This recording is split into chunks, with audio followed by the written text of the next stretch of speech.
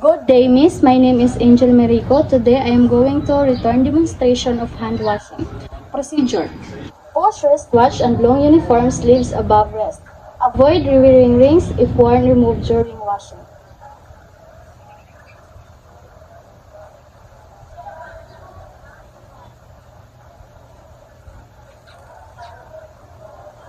Stand in front of sink, keeping hands and uniform away from the sink surface. If hands touch sink during hand washing, repeat. Turn on water, turn faucet on or push knee pedals laterally or press pedals with foot to regulate flow and temperature.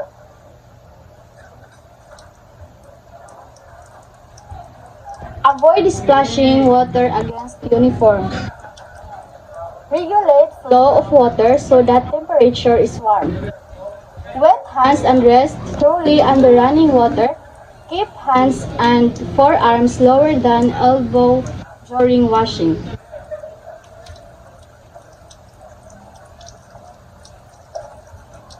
Apply a small of soap or antiseptic lathering thoroughly soap, granules and lid lift preparation may be used.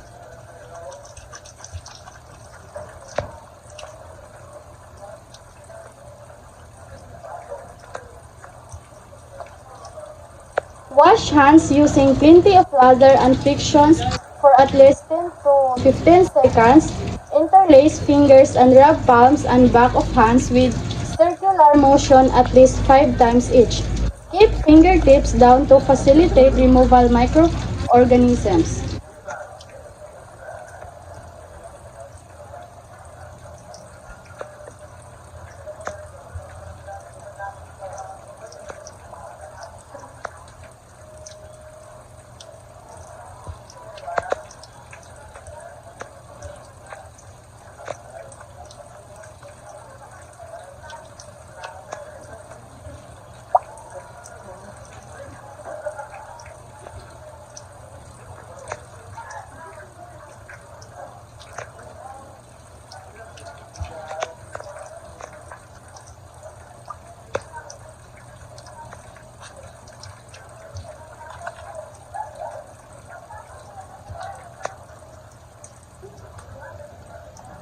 Area underlying fingernails are often swelled.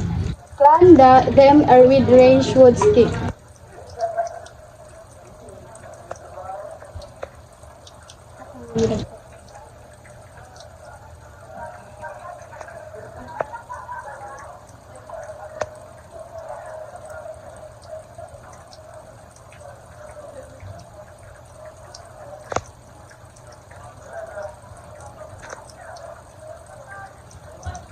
Rinse hands and rest thoroughly, keeping hands down and elbows up.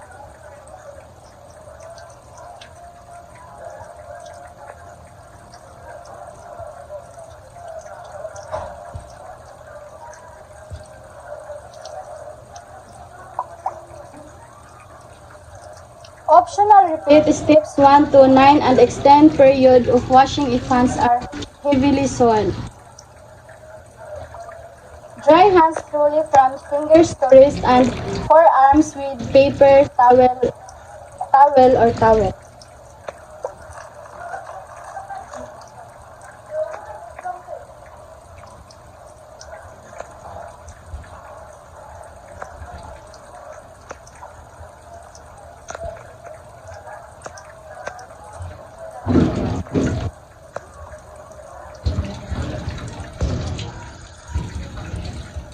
If used, discard paper towel in proper receptacle.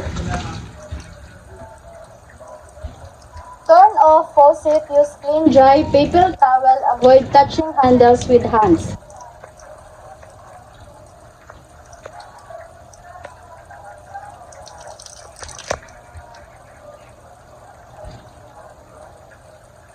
If hands are dry or chapped, a small amount of lotion or barrier cream can be applied.